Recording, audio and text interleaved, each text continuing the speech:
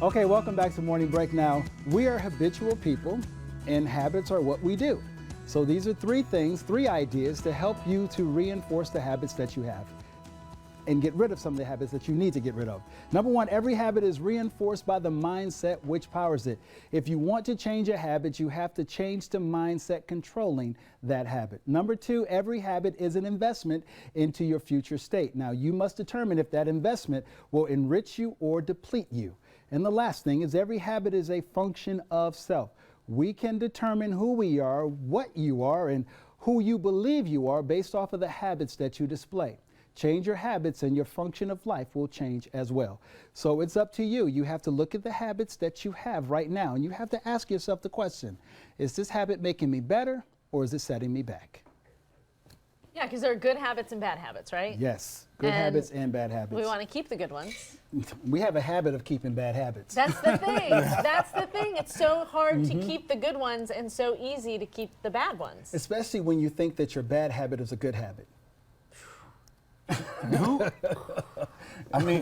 does that though? Like, who actually thinks a bad habit is a good habit? I think people convince themselves, They right? convince It's not that themselves. they really think it, but they're like, it's not so bad. Yeah. Just like smoking. I mean, let's look at smoking for as an example. A lot of people, they think that smoking is not that bad for them because, we know the statistics and we know what smoking can do to a lot of people. But if it hasn't happened to me yet, well, it's just not that bad.